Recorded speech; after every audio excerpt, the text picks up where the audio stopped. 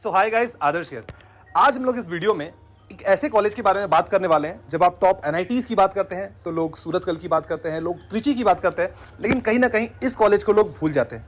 ये college India के one of the most beautiful cities में से लोकेटेड है और आज जिस कॉलेज के ऊपर हम लोग बात करने वाले हैं उस कॉलेज का नाम है MNIT जयपुर।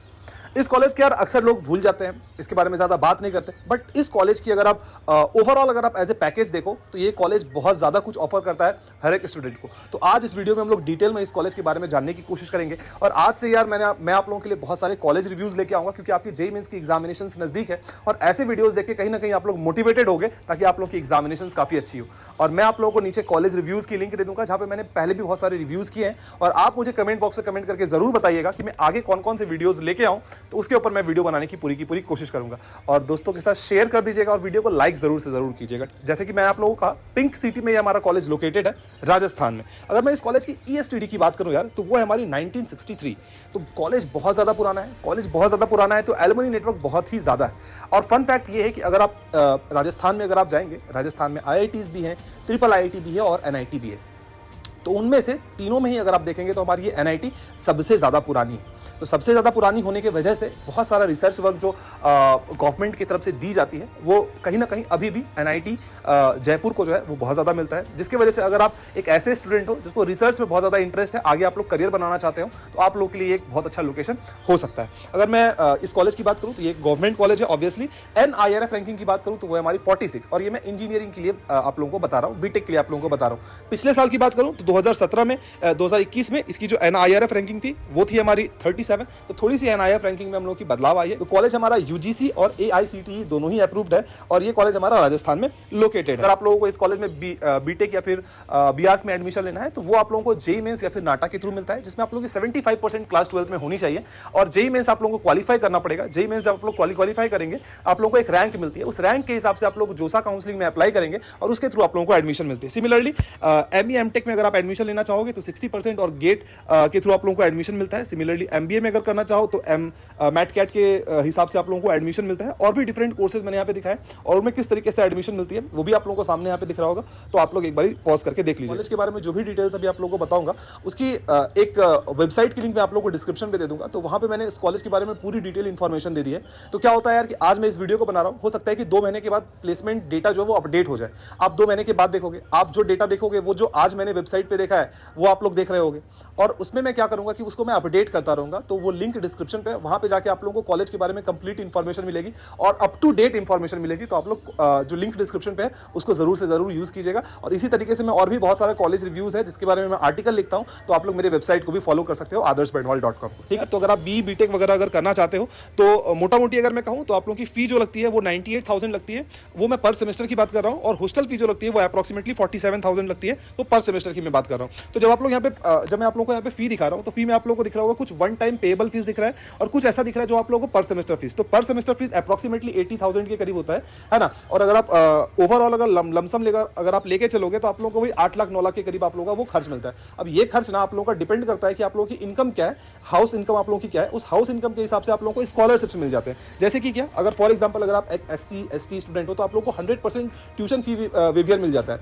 अब ट्यूशन फी वेवियर का मतलब क्या है, जैसे कि आप लोग इंस्टीट्यूट फी देखोगे तो इंस्टीट्यूट में फी में आप लोग बहुत सारे फीस दिख रहे होंगे, उसमें से एक फी हम लोग का ट्यूशन फी है। तो अगर आप लोग एक SC ST physical handicap student हो तो आप लोगों को वो ट्यूशन फी 100% माफ हो जाता है। अगर आप एक ऐसे स्टूडेंट हो जिनकी पेरेंट की इनकम 5 लाख से कम है तो इन दैट केस 1 लाख से 5 लाख के बीच में है, इन दैट केस आप लोगों का 2/3 जो ट्यूशन फी है वो माफ हो जाता है। अगर आप लोगों की पेरेंट की इनकम 1 लाख से कम है, इन दैट केस आप लोगों का जो पूरी की पूरी ट्यूशन फी है वो पूरी की पूरी ट्यूशन फी माफ हो जाती है। आप लोगों को सिर्फ और सिर्फ हॉस्टल का पैसा देना पड़ता है और जो एक्स्ट्रा जो खर्च होते हैं एग्जामिनेशन फी वगैरह जो होती है सिर्फ और सिर्फ वो आप लोगों को पे करना पड़ता है। तो NITs की सबसे बढ़िया बात ये होती है यार कि यहाँ पे जो फीस होता है ये फीस रिमिशन बहुत ही ईजिली आप लोगों को मिल जाता है। यहाँ पे बहुत ज़्यादा कठिनाई आप लोगों को आती वो नहीं। अच्छा, अगर मैं कैंपस की बात करूँ यार तो one of the most beautiful NITs आप लोग कह सकते हैं। जितने भी NITs की अब अगर आप बात करेंगे, अगर आप ओल्डर NITs को खास करके देखेंगे तो उनकी यार infrastructure to be very honest बहुत ज़्यादा अच्छी आप लोगों को देखने को नहीं मिली। क्योंकि बहुत ज़्यादा पुरानी है, वेयर एंड टेयर हो चुका है, हॉस्टल की कंडीशन बहुत बुरी मिलती है जनरली अगर आप देखेंगे किसी गवर्नमेंट कॉलेज को, किसी पुराने कॉलेज को। लेकिन MNIT जयपुर की अगर मैं बात करूं यार तो यहाँ की कैंपस बहुत ही सुंदर आप लोगों को कैंपस मिलेगी।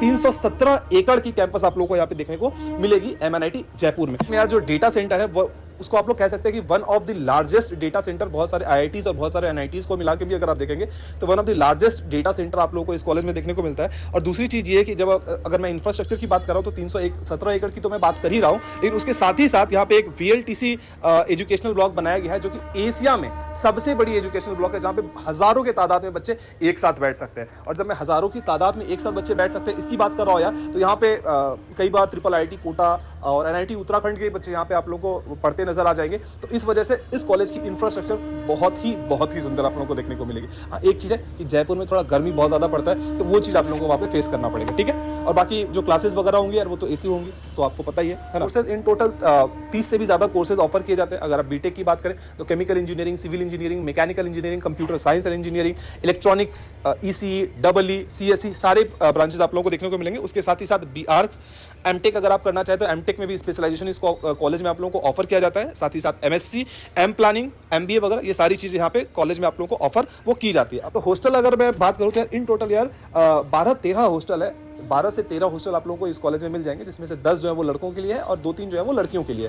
तो अगर मैं इन टोटल कहूँ तो जो फर्स्ट ईयर में अगर आप जाओगे तो आप लोगों को ट्रिपल शेयरिंग रूम मिलता है, और जैसे आप लोग फिर सीनियर आने के बाद आप लोगों को फिर सिंगल रूम प्रोवाइड वो कर दिया जाता है, ठीक है। Common room, wifi facility, badminton court, ये सारी चीजें प्रोवाइड की जाती है। अब हॉस्टल की जब मैं बात कर रहा हूँ तो मेस की बात इसके साथ ही इंक्लूड हो जाती है। तो हॉस्टल के साथ अगर मैं मेस की बात करूं तो ब्रेकफास्ट में जनरली आप लोगों को पोहा, चना, ब्रेड, बटर ये सारी चीज़ें मिलती है। और लंच की बात करूं तो रोटी, दाल, राइस और भी जो चीज़ें इनके साथ इंक्लूड होती है, आपके सामने यहाँ पे मेन्यू दिख सकता है, वो सारी चीज़ें मिलती है। एक ही डाउन साइड मुझे इस हॉस्टल का दिखा, वो ये कि क्योंकि यार ये कॉलेज हमारा राजस्थान में है और इसी वजह से जनरली वहाँ पे ऐसा देखा जाता है कि आप लोगों को नॉनवेज नहीं मिलता है। नॉनवेज में शायद आप लोगों को सिर्फ और सिर्फ एग मिले, है ना। और अभी शायद इस साल से अगर हॉस्टल में अगर या मेस फैसिलिटीज़ में कुछ चेंजेस आ जाए तो वो बात अलग है, लेकिन अगर मैं पिछले साल तक की बात करूँ तो अभी जनरली आप लोगों को नॉनवेज में जो भी मीट वगैरह होती है वो सारी चीज़ें नहीं मिलेंगी। मीट या फिश आप लोगों को नहीं मिलेगा, सिर्फ और सिर्फ एग आप लोगों को मिलेगा। बात करूँ तो इंफ्रास्ट्रक्चर में लाइब्रेरी फैसिलिटीज़ काफ़ी ज़्यादा है, जहाँ पे यार 1,25,000 से भी ज़्यादा आप लोगों को रिसोर्सेज मिल जाएंगे, जिससे आप लोग पढ़ाई कर सकते हो। खास करके अगर आप हायर स्टडीज़ वगैरह के लिए तैयारी करना चाहते हो, IAS, UPSC, BPSC या फिर IES की तैयारी वगैरह करना चाहते हो, तो ये लाइब्रेरी आप लोगों के लिए काफ़ी ज़्यादा एक अच्छा अपॉर्चुनिटी आप लोगों के लिए हो सकता है ना। अगर मैं हॉस्टल की बात करूँ तो जो कि थोड़ी देर पहले हम लोगों ने बात किया, 10-12 हॉस्टल आप लोगों को कॉलेज में देखने को मिल जाते हैं, जहाँ पे इन टोटल 3500 अप्रॉक्सीमेटली स्टूडेंट्स को होल्ड करने की कैपेसिटी है ना। स्पोर्ट्स कॉम्प्लेक्स वगैरह आप लोग को मिल जाता है, लैबोरेटरी, कैफेटेरियाज वगैरह सारी चीज़ें आप लोगों को कॉलेज के अंदर मिल जाते हैं, जिसको आप लोग 100% एंजॉय वो करने वाले हो, ठीक है। अब हम लोग इंपॉर्टेंट एस्पेक्ट के ऊपर आते हैं, जो कि होता है हम लोग का कट ऑफ, ठीक है। तो जो आप लोगों को अभी हम लोग कट ऑफ बताने वाले हैं, वो कट ऑफ आप लोगों की जनरली वो 6th राउंड की होने वाली है। देखो जोसा में पहले 7 राउंड की काउंसलिंग हुआ करती थी, बट पिछले 2-3 सालों से यार ये 7 राउंड की काउंसलिंग को हटा के 6th राउंड की काउंसलिंग वो कर दी गई है। उसके बाद अगर सीट बच जाए बाय चांस तो आप लोगों के लिए CSAB राउंड होता है, ठीक है। CSAB राउंड क्या होता है, अगर सीट बच गई उसके बाद ही होता है। तो CSAB राउंड में जनरली क्या होता है कि यार कट ऑफ जो है ना वो बहुत ज्यादा फ्लक्चुएट करती है। तो जो मैं आप लोगों को अभी सामने कट ऑफ दिखा रहा हूं यार, ये कट ऑफ आप लोगों के लिए होगी राउंड 6 की, मतलब कि लास्ट राउंड ऑफ जोसा की जो कट ऑफ होती है वो मैं आप लोगों को किया जा रहा है, वो शो किया जा रहा है आपकी जो कैटेगरी रैंक है। फॉर एग्जांपल अगर आप ओबीसी हो तो आपके लिए ओबीसी रैंक दिखाया जा रहा है, अगर आप जनरल हो तो आपके लिए जनरल रैंक दिखाया जा रहा है, अगर आप एससी हो तो आपके लिए एसटी रैंक दिखाया जा रहा है और एसटी रैंक दिखाया जा रहा है, ठीक है। तो हम लोग यहाँ पे केमिकल इंजीनियरिंग से स्टार्ट करते हैं। तो यहाँ पे मैंने मेल और फीमेल दोनों के लिए दिखाया, क्योंकि फीमेल न्यूमररी सीट्स आजकल ये प्रबंध चला है आज से कुछ दिन से, आप लोग देख सकते हैं कि फीमेल के लिए कुछ एक्स्ट्रा सीट्स होती हैं। हर कॉलेज चाहता है कि वहाँ पे मेल टू फीमेल की रेशियो अच्छी बनी रहे, इसी वजह से यहाँ पे फीमेल के लिए कुछ एक्स्ट्रा सीट्स होती हैं, इसलिए उनका कट ऑफ अलग से बनता है, ठीक है। तो यहाँ पे मेल पे मैंने एक होम स्टेट लिखा है, एक अदर स्टेट लिखा है। होम स्टेट उन बच्चों के लिए जिन बच्चों ने क्लास 12 की परीक्षा राजस्थान से दी है, उनके लिए वो होम स्टेट हो गया, और उनके अलावा जो भी सारे बच्चे हैं वो सारे बच्चे हो गए अदर स्टेट के बच्चे, ठीक है। तो होम स्टेट के लिए कट ऑफ और अदर स्टेट के लिए कट ऑफ यहाँ पे थोड़ी सी आप लोगों को अलग नजर आएगी। जैसे कि फॉर एग्जांपल अगर आप केमिकल इंजीनियरिंग में देखेंगे तो होम स्टेट में 29,000 जनरल कैटेगरी के लिए कट ऑफ क्लोज हो चुकी है, और अगर आप वही मेल में अगर आप अदर स्टेट के बच्चे हैं तो आपके लिए 25,800 रैंक पे आप लोगों के लिए कट ऑफ क्लोज हो चुकी है। सिमिलरली मैंने यहाँ पे civil engineering, computer science, electrical engineering सबके लिए कट ऑफ दिखाया है। आप यहाँ पे अगर चाहें तो एक बार थोड़ी देर के लिए पॉज ले लीजिएगा और पॉज लेके देख लीजिएगा, ठीक है। तो उससे आप लोगों को एक चीज ये मिलेगा यार कि जनरली जितने रैंक पे दूसरे एनआईटीज वगैरह की स्टार्टिंग होती है 5-6 हज़ार से, बहुत सारे एनआईटीज है जहाँ पे उनकी कट ऑफ स्टार्ट होती है, यहाँ पे इसकी ये कट ऑफ जो क्लोज हो जाती है 5-6 हज़ार रैंक पे। तो इससे एक बात ये पता चलता है कि स्टूडेंट क्वालिटी जो आपको एमएनआईटी जयपुर में मिलेगा यार वो काफी ज्यादा शानदार मिलने वाला। और इसके बारे में मेजर डिटेल अगर आप लोगों को जानना है तो लिंक डिस्क्रिप्शन पे है, वहां से जाके आप लोग पूरी की पूरी रिपोर्ट पढ़ सकते हैं प्लेसमेंट की। तो अगर आप 2021 और 22 की अगर आप प्लेसमेंट रिपोर्ट को देखेंगे तो नंबर ऑफ स्टूडेंट जो कि प्लेस हुए हैं आप लोग देख सकते हैं 565 है, और हाईएस्ट सीटीसी की अगर बात बात करूं तो वो 64 LPA है। अब काफी सारे बच्चे यहाँ पे आके बोलेंगे कि भैया नहीं, मैंने तो सुना है कि 1 करोड़ का मिला है, मैंने तो सुना है कि 2 करोड़ का मिला है, 1.5 करोड़ का मिला है। तो यहाँ पे मैं ऑफ कैंपस प्लेसमेंट की बात नहीं कर रहा हूँ, ये ऑन कैंपस जो प्लेसमेंट हुई है, जो कॉलेज के वेबसाइट पे जो स्टैट्स दी गई है, मैं उसकी बात कर रहा हूँ। अभी तक वहां पे 64 LPA वो अपडेट किया गया है। न्यू अपडेट जब भी आएगी तो मैं अपने वेबसाइट पे चेंज कर दूंगा, आप लोग वहां से जाके देख सकते हैं। तो हाईएस्ट सैलरी 64 LPA, और ये मैं यूजी की बोल रहा हूँ, अंडर ग्रेजुएट कोर्सेज के लिए बोल रहा हूँ, मतलब BTech के लिए मैं बोल रहा हूँ। और अगर मैं पीजी की बात करूँ तो 30 LPA, average CTC is 12.43 LPA। Just imagine एक कॉलेज जहां का एवरेज पैकेज 12-13 लाख हो, तो वो कितना ही शानदार कॉलेज होगा। और जब मैं 12-13 लाख कह रहा हूं तो यहाँ पे वो सारे ब्रांचेस इंक्लूडेड हैं यार, इसमें मैकेनिकल भी इंक्लूड है, इसमें सिविल भी इंक्लूड है, सारे ब्रांचेस इंक्लूड है। अगर आप कंप्यूटर साइंस की, अगर सिर्फ और सिर्फ कंप्यूटर साइंस की देखेंगे तो वो 15 लाख से भी ज्यादा एवरेज पैकेज है। राउंड अबाउट 20 लाख के करीब इसका एवरेज पैकेज आप लोगों को देखने को मिलेगा इस कॉलेज में, which is a very very good thing. ठीक है, और बहुत ही कम कॉलेज ऐसा होता है जहाँ पे कोर इंजीनियरिंग भी बहुत अच्छा होता है। मुझे ऐसा लगता है कि इस कॉलेज में अगर आपको कोर भी मिलता है, फॉर एग्जांपल अगर आप इलेक्ट्रिकल मैकेनिकल भी लेते हैं, तो आप लोगों को बहुत ज़्यादा दुख या दर्द सहने की बात नहीं। क्यों? क्योंकि यार ये कॉलेज हमारा क्या है, हार्ट ऑफ क्या बोलते हैं एक तरीके से स्टेट में है। राजस्थान जो है, राजस्थान की हार्ट क्या है? जयपुर है या कोटा है। ये दो जगह बहुत ज़्यादा क्रूशल है राजस्थान के पॉइंट ऑफ व्यू से। और यहाँ पे सारे बड़े बड़े इंस्टीट्यूट्स मिल जाएंगे जहाँ पे आप लोग की गवर्नमेंट जॉब की तैयारी, PSU के लिए तैयारी, इंजीनियरिंग एग्जाम्स के लिए तैयारी, स्टेट एग्जाम्स के लिए तैयारी आप लोग कर पाओगे। तो अगर आप कोर इंजीनियरिंग भी लेते हो और यहाँ पे जाके अगर आप तैयारी करते हो और फिर अच्छा परफॉर्म करते हो, तो आप लोगों के लिए एक बेटर फ्यूचर वगैरह वो मिल सकता है। ठीक है, पिछले साल की NIRF रिपोर्ट से आप लोग देख सकते हैं कि median salary is round about 9 lakh per annum. इसका मतलब ये है कि अगर फॉर एग्जांपल 500 स्टूडेंट्स हमारे कॉलेज में पढ़ रहे हैं, तो आउट ऑफ 500 स्टूडेंट्स 250 स्टूडेंट्स को 9 लाख या 9 लाख से ज्यादा की सैलरी लगी है। Just imagine. अब एक और चीज है जो कि बहुत सारे बच्चों को एक्साइट करती है, जिसके लिए बहुत सारा बच्चा बचपन से ऐसा सोच रहा होता है कि कॉलेज जाएंगे, मस्ती करेंगे, फेस्ट होगा, बहुत बड़े बड़े सिंगर्स आएंगे, इंजॉय करने वाले हैं। तो यहाँ की अगर मैं फेस्ट की बात करूँ यार, तो 2 मेजर फेस्ट है, जिसमें से एक का नाम मैं बिल्कुल नहीं ले पा रहा हूँ, ब्लीज कुछ ऐसा करके नाम है, और दूसरा है स्फिनिक्स नाम है इसका। ठीक है, तो पहला का नाम मैं नहीं ले पाया, कुछ बहुत ही डिफिकल्ट सा नाम है जिसको हम लोग एनुअल कल्चरल फेस्ट कहते हैं, और दूसरा जो स्फिनिक्स है उसे हम लोग एनुअल टेक्नो मैनेजमेंट फेस्ट कहते हैं। ठीक है, एक हमारा मंथ ऑफ जनवरी या फरवरी में होता है और दूसरा हमारा मंथ ऑफ नवंबर में होता है, तो बैक टू बैक होता है। और इसके साथ साथ आप लोगों के लिए स्पोर्ट्स फेस्ट वगैरह भी होती है, तो वो भी आप लोग एंजॉय करने वाले हो। राजस्थान में आप रहोगे और स्पोर्ट्स वगैरह ना हो, ऐसा हो ही नहीं सकता। तो स्पोर्ट्स में भी बहुत ज़्यादा एम्फेसिस किया जाता है, और कहा जाता है यार कि यहाँ की जो फेस्ट है वो राजस्थान में one of the best fest यहाँ पे कहा जाता है। और राजस्थान की जब मैं बात कर रहा हूँ तो यहाँ पे हमारी बिट्स पिलानी भी आती है, यहाँ पे हमारा LNMIIT जयपुर भी आती है, यहाँ पे हमारा IIT जोधपुर भी आता है, सारे कॉलेजेस आता है। बट फिर भी मैं कह रहा हूँ कि यहाँ की fest one of the best आप लोग फेस्ट कह सकते हैं, और बड़े बड़े जो कलाकार हैं वो कलाकार भी यहाँ पे आते हैं, और आप भी उसमें पार्टिसिपेट कर सकते हो और एंजॉय कर सकते हो। अगर मैं स्पोर्ट्स इंफ्रास्ट्रक्चर की बात करूँ, क्योंकि कई सारे बच्चे ऐसे होंगे यार जो कि अभी तक स्पोर्ट्स खेलते आ रहे होंगे, या तो बैडमिंटन हो या तो वॉलीबॉल हो, और आगे भी स्पोर्ट्स वगैरह वो खेलना चाहते हैं। तो स्पोर्ट्स इंफ्रास्ट्रक्चर की अगर मैं बात करूँ तो बास्केटबॉल कोर्ट आप लोगों को 2 मिलेगा फ्लड लाइट्स के साथ साथ। उसके बाद वॉलीबॉल कोर्ट्स आप लोगों को 3 मिलेंगे फ्लड लाइट्स। फ्लड लाइट्स का मतलब ये कि रात में भी जाके आप लोग खेल सकते हो। टेनिस में अभी आप लोगों को 3 कोर्ट मिलेंगे। क्रिकेट में भी आप लोगों को 2 सीमेंटेड पिच और एक आप लोगों को नॉर्मल पिच जो होता है जहां पे आप लोग मैच प्रैक्टिस वगैरह करके खेल सकते हो फाइनली मैच, वो मिलेगा आप लोगों को। और इसके साथ साथ फुटबॉल में भी 2 फील्ड्स आप लोगों को मिलने वाली है, और एथलेटिक ट्रैक भी मिलने वाला है, जहां पे जो बच्चे धावक होते हैं, रनर होते हैं, वो सारे बच्चे भी वहां पे जाके प्रैक्टिस वगैरह कर सकते हैं। तो ओवरऑल अगर मैं कहूं तो कॉलेज के हिसाब से एक गुड कॉम्बो पैकेज है, क्योंकि कॉलेज यार 317 एकड़ की है। कई सारे NITs ऐसे हैं आज भी हमारे, दुर्भाग्यपूर्ण मैं कहूंगा कि 100 एकड़ से भी कम की कैंपस है। देखो 100 एकड़ भी बहुत ज्यादा होता है, छोटा नहीं होता 100 एकड़, बट 100 एकड़ से भी कम कैंपस है बहुत सारे NITs का। तो उनसे दुख दर्द पूछो, क्योंकि उनको स्पोर्ट्स फैसिलिटीज वगैरह इस कॉलेज के जैसा नहीं मिल पाएगा, क्योंकि यहाँ की कैंपस 317 एकड़ की है, one of the biggest NITs आप लोग कह सकते हो MNIT जयपुर को। ठीक है, अच्छा, तो इसके बाद ओवरऑल जो भी था डिटेल्स यार वो मैंने आप लोगों को बताया।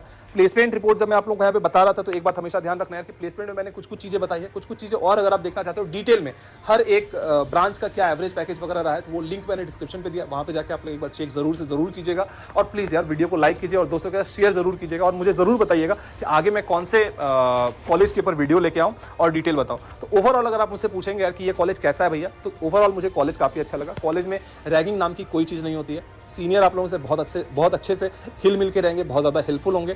फर्स्ट ईयर में आप लोगों को हाँ ठीक है वो 3 सीटर मिलने वाला है, बट 3 सीटर आप लोगों के लिए कोई बहुत ज़्यादा मेजर इशू आप लोगों के लिए क्रिएट नहीं करेगा। जैसे ही आप सीनियर बनेंगे तो आप लोगों को फिर सिंगल रूम मिल जाएगा, जो कि एक बहुत अच्छी बात है। और हाँ, 3rd या 4th ईयर में जो आप लोगों को मेस फैसिलिटी मिलेगी वो बहुत ही बेहतरीन मेस फैसिलिटी मिलेगी, और जो हॉस्टल मिलेगा वो one of the best hostel मिलेगा। फर्स्ट ईयर में आप लोगों को उतना अच्छा हॉस्टल जनरली नहीं मिलता है।